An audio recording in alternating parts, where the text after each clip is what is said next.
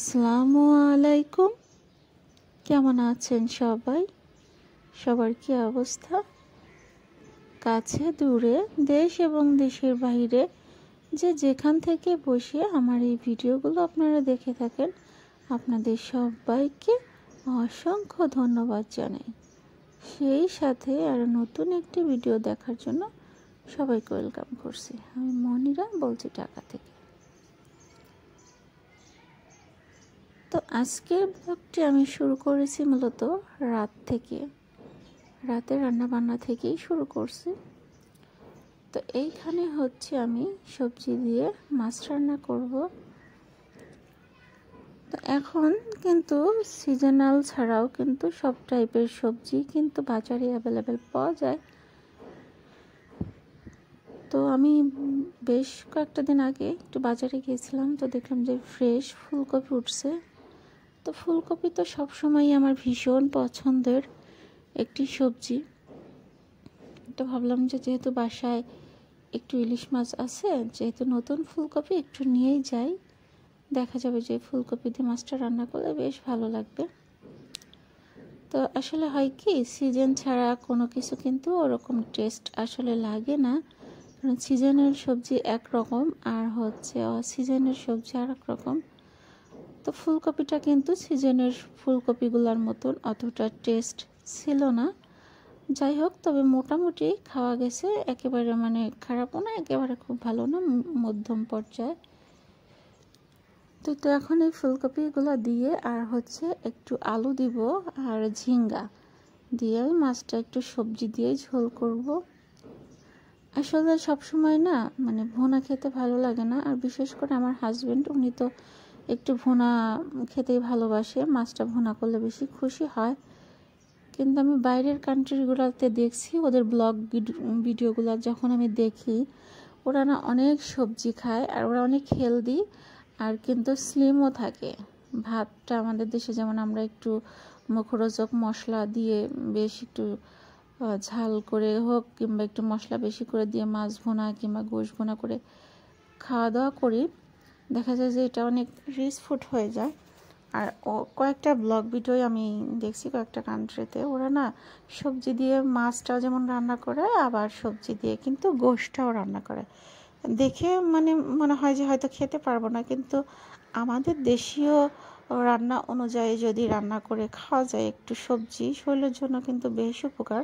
সবজিটাও খাওয়া হলো, সেই সাথে মাছটাও খাওয়া হলো। তো আমি সবজিগুলোকে বেশ ভালোভাবে মশলার সাথে কষায় নিয়ে একটু ঝোল দিয়েছি। তো ঝোল দিয়ে এখন হচ্ছে আমি মাছগুলা দিয়ে দিচ্ছি। আর ঝিঙ্গাটা যেহেতু নরম সবজি, এই জন্য হচ্ছে ঝিঙ্গার পরে দিয়েছি।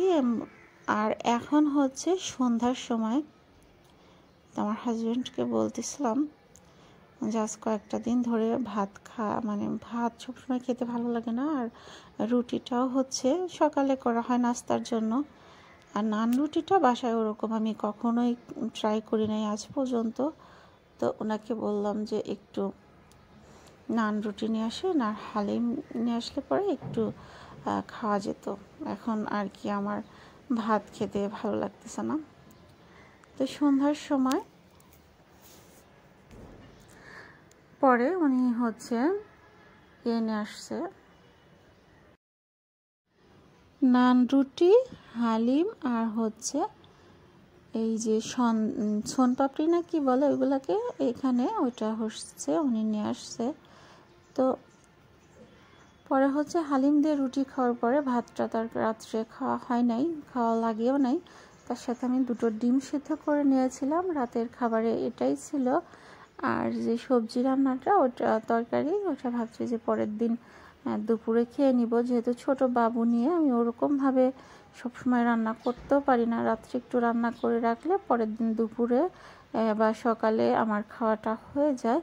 এই জন্য চেষ্টা করি রাত্রে রান্না করে রাখতে, যেহেতু আমার কোনো হেল্পিং হ্যান্ড নেই। বাবার বাচ্চাটা বলি যে আমার ছেলের মতো কোনো অসুস্থ, ওর তো অনেক জ্বর উঠছে, 104 জ্বর, খুবই খারাপ অবস্থা। ওর এই 1 বছর বয়সের মধ্যে ফার্স্ট টাইম এত জ্বর উঠলো। ওর এখন মানে কখনো এত পরিমাণে জ্বর ওর উঠে নাই। আমি মানে এর আগে গ্রামের বাড়িতে যে একদিন একটু সামান্য পরিমাণ জ্বর আসছিল, তারপরে এ পর্যন্ত এতটা জ্বর আসেনি। তো যখন দেখা যাচ্ছিল যে এতটা পরিমাণ জ্বর নিয়ে আমি কোনো কাজ করতেই পারতেছিলাম না, ওকে নিয়ে ওকে কোল থেকে নামানোই যায় না, মাথাটা একেবারে কোলের মধ্যে খুশে দিয়ে সর্বক্ষণ চোখটা বন্ধ করে আমার ছেলেটা আমার বুকের সাথে একেবারে লেগে থাকে। তো এরকম অবস্থায় আমার তখন মনে হচ্ছিল যে আমার কাউকে প্রয়োজন, আসলে আমি একা একা মানে চলতে পারতেছি না। তো সেই জন্য আমি বাড়িতে একটু ফোন দিয়েছিলাম। তো আমার বিয়ের এই যে 6 বছর রানিং চলতেছে, তো আমার বোন এ পর্যন্ত আমার বাসায় আসে নাই, হয়তো গ্রামে থাকে, ও শ্বশুরবাড়িতেও থাকে, তো আসা সম্ভব হয়ে ওঠে নাই অনেক মানে পারিবারিক কারণে, যেহেতু আমার বাসাটা অনেকটা দূরে, আমি ঢাকাতে থাকি আর ওরা আমাদের দেশের বাড়িতে রাজবাড়ি পাংশা। তো ওইখান থেকে মানে আসতে একটু অনেকটা বেশটা সময় লাগে। তো এখন যেহেতু পদ্মা সেতু হয়েছে, তো এখন বেশ আমরা 3.5 ঘন্টার মধ্যেই ঢাকায় পৌঁছায় যেতে পারি। তো তারপরে এই যে ও আসছে, তো আসার সময় এই সমস্ত কিছু আর কি নিয়ে আসছে, মা বাড়ি থেকে দিয়ে দিয়েছে। এই যে গাছের আম, তারপরে গাছের ডাব বাবুর জন্য, বাবুর তো অনেক জ্বর, বাবুর জন্য ডাবটা দিয়ে দিয়েছে।